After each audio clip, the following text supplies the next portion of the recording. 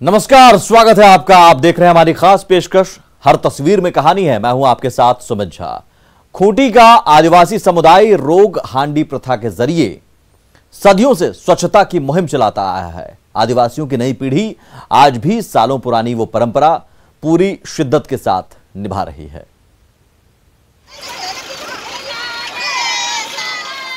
सिर पर मिट्टी की हांडी लिए नाचती गाती आदिवासी महिलाओं की टोली खूंटी की सड़कों पर बढ़ी चली जा रही है। ये वो रोग हांडी है जिसमें गंदगी, दुख, तकलीफ और बीमारियों का वो गट्ठर समाया हुआ है जिसे ये महिलाएं अपने गांव और घर से इतनी दूर छोड़ आना चाहती हैं कि फिर कभी उसका काला साया इनके अपनों पर न पड़े।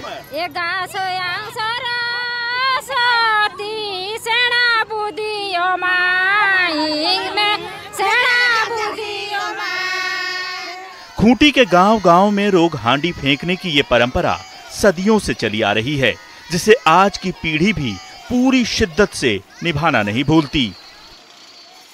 हमरे रोग हांडी फेंके जाती, पूजा करो, आज हमरे देश तक के आजाद करो, से जले हमरे आज रोग हांडी फेंके जाती। प्रकृति की गोद में जीने वाले झारखंड के आदिवासी समाज को आज भी अपनी प्राचीन परंपरा और संस्कृति से इस कदर लगाव है कि उन्होंने अपने पूर्वजों से मिली एक एक सीख को बड़े प्यार से संजोए रखा है। रोग हांडी फेंकने की ये परंपरा भी उसी समृद्ध परंपरा का हिस्सा है जो उन्हें जिंदगी जीने की कला सिखाती है। हम लोग के गांव में जो भी बीमार हो वो हम लोग के गांव से दूर हो जाए, कह के वो लोग अपना हांडी से ढो के ले जाके वो लोग दूसरा सेमाना फेंक देता है। इसका यही माने है कि हम लोग का गांव घर सबसे अच्छा रहे, सबसे अच्छा हम लोग जिए। आज हर तरफ स्वच्छ भारत अभियान का शोर गूंज रहा है, लेकिन रोग हांडी फेंकने की परंपरा के जरिए झारखंड का आदिवासी समाज सदियों से अपने घर आंगन को बुहारता और साफ करता आ रहा है। अरविंद, न्यूज़ 18, खूंटी। सिमडेगा में हॉकी टूर्नामेंट खेलने देश भर से आए खिलाड़ी झारखंड की आबोहवा से प्रभावित हो उठे हैं, तो खूबसूरत पर्यटक स्थलों की सैर उन्हें पल भर में तरोताजा कर रही है। सिमडेगा के एस्ट्रोटर्फ स्टेडियम में देश भर की दमदार बेटियां हर दिन हॉकी स्टिक से कमाल दिखा रही हैं। किसी को किसी दिन हार मिल रही है तो किसी को जीत, लेकिन खेल के मैदान की भागदौड़ से फुर्सत मिलते ही देश के कोने कोने से पहुंची ये धाकड़ बेटियां जब सिमडेगा के खूबसूरत पर्यटक स्थलों की सैर पर निकल पड़ती हैं तो उनकी सारी थकान पल भर में काफूर हो जाती है। पंजाब की बेटियों को सिमडेगा के जलप्रपात बेहद भा रहे हैं, तो राम रेखा धाम की शीतल छांव उन्हें तरोताजा कर रही है। सिमडेगा मुझे बहुत अच्छा लगा, यहाँ पर बहुत चीजें घूमने के लिए हैं। कल हम गए थे घूमने, वहाँ पर बहुत हमें हिस्ट्री पता लगी और बहुत अच्छा लगा। हम कल राम रेखा गाँव गए थे, बहुत अच्छा है वहाँ पे, अच्छा घूमने के लिए, अच्छा देखने के लिए है, काफ़ी कुछ हिस्ट्री वगैरह पता लगी है वहाँ से हमें, बहुत अच्छा है वहाँ पे। सिमडेगा के हरे भरे हॉकी ग्राउंड में रोजाना पंजाब से लेकर हरियाणा और राजस्थान से लेकर बंगाल की धाकड़ बेटियां दमखम दिखा रही हैं। जुनून और रोमांच से भरा हॉकी का ये मुकाबला हॉकी प्रेमियों की खुशी तो दुगनी कर ही रहा है। इस नेशनल सब जूनियर हॉकी चैंपियनशिप के सफल आयोजन ने हॉकी की दुनिया में सिमडेगा को बड़ी पहचान भी दिला दी है। बहुत से राज्य के लोग सिमडेगा जिला को नहीं जानते थे, लेकिन यहाँ आके उनको बहुत ही खुशी हो रही है। यहाँ की व्यवस्था, यहाँ की पर्यावरण से वो लोग अवगत हो रहे हैं। सिमडेगा यहाँ का जो आज तक रहा है हिस्ट्री, जो कि इतनी शानदार परफॉर्मेंस लोगों ने दिया है, यहाँ से चुना के राष्ट्रीय स्तर पर हम लोग आया है और इस जगह से आया है जहाँ ये इंफ्रास्ट्रक्चर है। इसका ये मतलब है कि यहाँ एक धर्म तो जरूर है, वो है हॉकी। देश के कोने कोने से हॉकी का मैदान मारने सिमडेगा पहुंची बेटियों को सिमडेगा की आबोहवा बेहद भा रही है, तो इसके जरिए सिमडेगा जैसा आदिवासी बहुल इलाका हॉकी के हब के साथ साथ पर्यटक केंद्र के रूप में भी उभरता जा रहा है।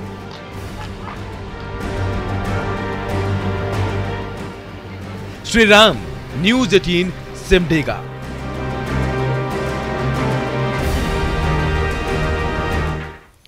पटना सिटी में होली का रंग बिरंगा बाजार सज तो गया है, लेकिन कोरोना का काला साया पीछा छोड़ने का नाम नहीं ले रहा है।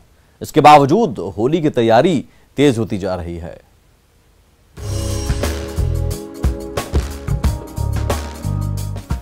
छोटे छोटे पैकेट में लाल गुलाबी गुलाल का संसार समाया हुआ है, तो रंग बिरंगी पिचकारी से लेकर एक से एक बढ़कर वाटर गन की भी कमी नहीं है।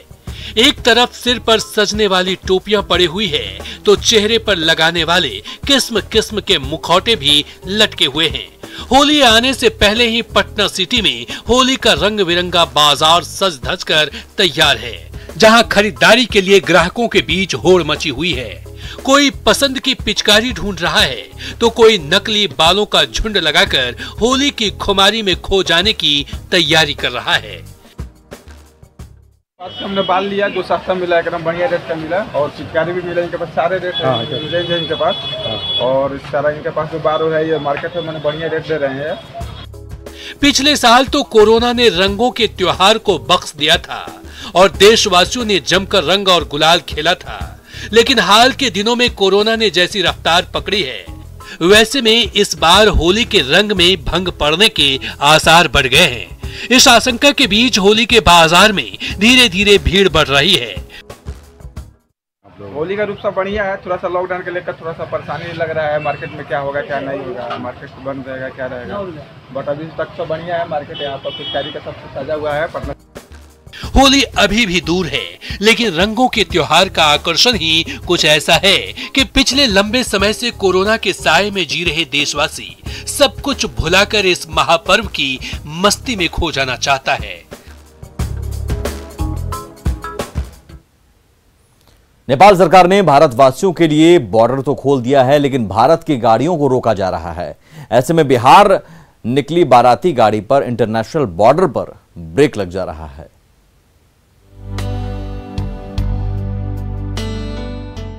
फूल और पत्तियों से सजी चमचमाती गाड़ी दूल्हे राजा को अपनी दुल्हनिया के पास ले जाने के लिए तैयार खड़ी है, लेकिन नेपाल सरकार की बेतुकी पाबंदी ने इंटरनेशनल बॉर्डर पर इस गाड़ी के पहियों पर ब्रेक लगा दी है। रक्सौल के इस गेट के इस पार बिहार है, तो उस पार नेपाल की सीमा।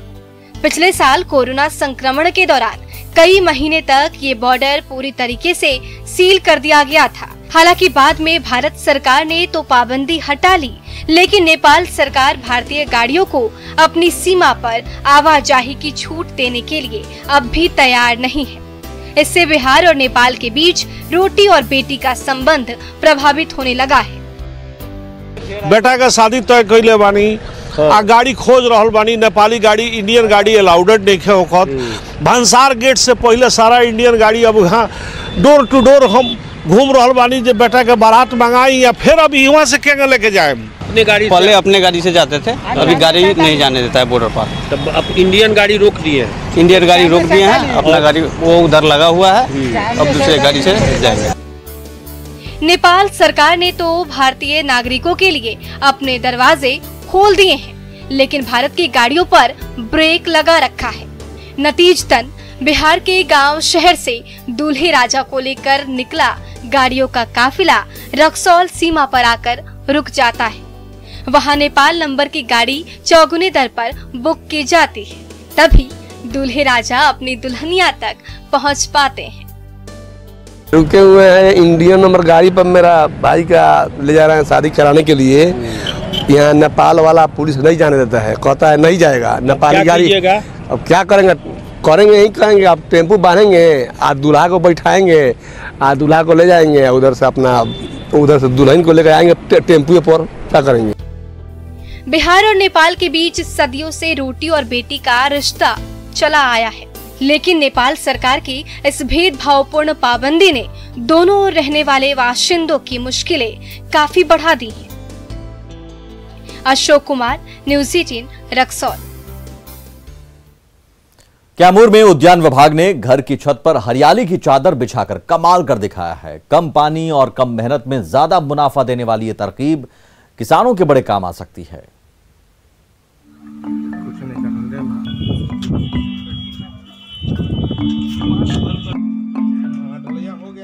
हवा के झोंके में झूम रही नन्ही कली को पतली सी पाइप से पानी मिल रहा है तो मिट्टी में घुली खाद ऊर्जा दे रही है।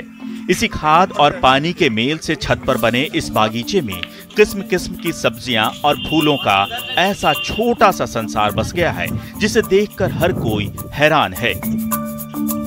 इसी कमाल के जरिए जिस तरफ भी नजर जा रही है, हर तरफ छोटी छोटी क्यारियों के बीच से नन्ही कोपलें फूटने लगी हैं। विशेषज्ञों की टीम हर नन्ही कली का ख्याल रखने के लिए मुस्तैद नजर आ रही है। और सब्जी हो गया या कोई भी बागवानी हो गया, और अभी हम जैसे गेहूं का खेत में भी मिनी स्प्रिंकलर की मदद से हम लोग पानी का बचत करते हुए ज़्यादा हम लोग पैदावार ले सकते हैं। जिसमें हम लोग अभी सिर्फ कोई फर्टिलाइजर नहीं डाले हैं, अभी हम लोग सिर्फ केचुआ का खाद ही डाले हैं। हम लोग केमिकल फर्टिलाइजर डालेंगे भी नहीं है। यदि कुछ भी कीड़ा भी लगेगा तो इसमें जैविक का ही उपाय करेंगे। इसमें आपको नीम का खल्ली डालेंगे। ड्रिप मिनी स्प्रिंकलर सिस्टम की मदद से रूफटॉप गार्डन में सब्जी और फूलों की बागवानी के लिए न ज्यादा पानी की जरूरत है और न महंगे रासायनिक खाद की।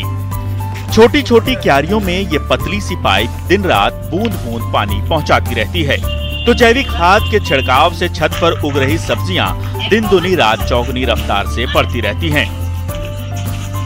बहुत अच्छा है ये एक तरह का, आप अपने घर पे ही और ऑर्गेनिकली भी आप कर सकते हैं। अगर आप चाहे तो यहाँ से आके जानकारी भी ले सकते हैं। हमारा फुल सपोर्ट रहेगा उसके लिए।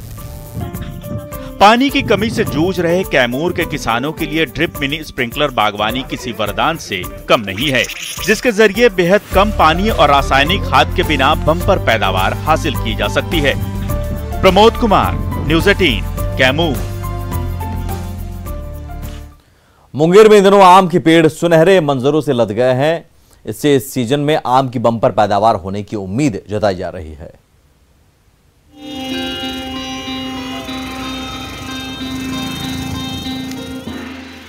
मुंगेर की व्यस्ततम सड़क के किनारे खड़े आम के ये तमाम पेड़ सुनहरे मंजरों से लद गए हैं। जिस तरफ भी नजर जा रही है, हर ओर आम के पेड़ों में हरे भरे पत्तों के बीच से सुनहरे मंजर झांकने लगे हैं, जिसे देखकर मुंगेर के किसानों की खुशी का ठिकाना नहीं है। तेज हवा के थपेड़े और कीड़े मकोड़े के प्रकोप के बावजूद अगले कुछ दिनों तक ये मंजर पेड़ों पर टिके रहें, तभी आम की बम्पर पैदावार हो सकेगी। इसलिए मुंगेर के आम उत्पादक किसान पेड़ों में लदे मंजरों को बचाने के लिए जी तोड़ कोशिश करते नजर आ रहे हैं। और ये तीनों धलौनी में हम लोग अलग अलग तरह का दवा डाले हैं ताकि इसमें मद न लगे, कीड़ा न लगे और दाना को फ्रेश रखें। इस कारण हम लोग इसको 3 धलौनी दे चुके हैं। हम लोग जी जान कोशिश कर रहे हैं कि हम लोग का इस बार फसल अच्छा हो। मुंगेर के 2800 हेक्टेयर में फैले आम के बगीचों में हर साल 17,000 क्विंटल से भी ज्यादा आम की पैदावार होती है, तो यहाँ की मिट्टी में पली बढ़ी मालदा आम की मिठास का हर कोई दीवाना है। इसलिए मार्च के महीने में जब मुंगेर के बगीचों में खड़े आम के पेड़ में सुनहरी मंजरों से लद गए हैं, तो उन्हें हवा और बीमारियों से बचाने के लिए कीटनाशक दवाइयों का छिड़काव किया जा रहा है। ये कॉन्फिडोर से क्या होता है कि मध का जितना भी शिकायत होता है, जो मंजर में कीड़ा लगने से बचाता है और दाना को फ्रेश तरह से उभारता है और दाना को पूरा खूबसूरत से खिलाता है, ताकि दाना एकदम फ्रेश हो सके और आम में कीड़ा न लगे। फलों के राजा आम का बेसब्री से इंतजार कर रहे देशवासियों की प्रतीक्षा जल्द खत्म होने जा रही है। कुदरत की मेहरबानी और किसानों की मेहनत की बदौलत सुनहरी मंजरों से लदे इन पेड़ों पर जब कुछ दिन बाद लाल पीले आम खिलने लगेंगे, तो उसे चख कर आप भी कह उठेंगे, वाह क्या बात है। अरुण शर्मा, न्यूज़ 18, मुंगेर।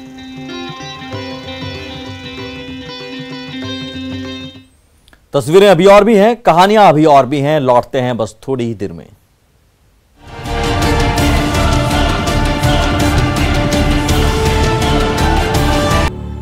मुजफ्फरपुर की प्रदूषित हवा बीमारियों को न्योता दे रही है। स्विट्जरलैंड की संस्था के ताजा सर्वे में दुनिया के 28 सबसे ज्यादा प्रदूषित शहरों में मुजफ्फरपुर का भी नाम दर्ज किया गया है।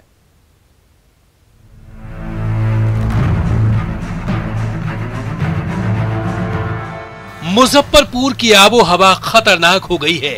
इस आबो हवा में ज्यादा दिनों तक सांस लेना गंभीर बीमारियों को न्योता देना है। मुजफ्फरपुर कलेक्ट्रेट में लगे इस ब्लैक बोर्ड में उभर रहे ये आंकड़े भी भयावह हालात की ओर इशारा कर रहे हैं। स्विट्जरलैंड के एक संस्था की ताजा रिपोर्ट में तो दुनिया भर के प्रदूषित शहरों में मुजफ्फरपुर को 28वें नंबर पर रखा गया है, जो मुजफ्फरपुर के बाशिंदों के चेहरों पर चिंता की लकीरें उभारने के लिए काफी है। एक्यूआई आपका है वेरी पुअर है, वेरी पुअर। हाँ। तो इसको क्या मानेंगे प्रदूषण के हिसाब से? प्रदूषण के हिसाब से अगर देखा जाए तो मतलब कि गड़बड़ ही है, थोड़ा गड़बड़ ही है। हाँ। बिहार के प्रमुख शहरों में से एक मुजफ्फरपुर में हाल के दिनों में आबादी का बोझ कुछ ज्यादा ही तेजी से बढ़ा है। हरे भरे दरख्तों की जगह कंक्रीट के जंगल लेते जा रहे हैं, तो जहरीला धुआं उगलने वाली गाड़ियां दिन रात सड़कों पर दौड़ती रहती है। जाहिर है ये हालात मुजफ्फरपुर वासियों की सांसों में प्रदूषण का जहर घोल रहे हैं। लेकिन अफसोस है कि तेजी से बढ़ते वायु प्रदूषण की रोकथाम की बजाय प्रशासन की ओर से हवाई दावे किए जा रहे हैं। मुजफ्फरपुर शहर में स्थिति अभी बहुत संतोषजनक है। ऐसा कहीं भी स्थिति नहीं है कि सांस लेने में दिक्कत हो रही है या तमाम तरह की बातें, बहुत सारे अफवाह भी इसके बारे में उड़ाए जाते हैं। मेरा यह कहना है कि अभी प्रदूषण की स्थिति के लिहाज से मुजफ्फरपुर की स्थिति संतोष। एक तरफ पर्यावरण में तेजी से जहरीली हवा घुलती जा रही है, तो दूसरी ओर इस खतरे से मुजफ्फरपुर को बचाने के लिए ना कोई योजना बनाई जा रही है और ना कोई पहल हो रही है। सुधीर कुमार, न्यूज़ 18 मुजफ्फरपुर। और इसी के साथ इस खास पेशकश में बस इतना ही। आगे भी खबरों का सिलसिला लगातार जारी है। नमस्कार।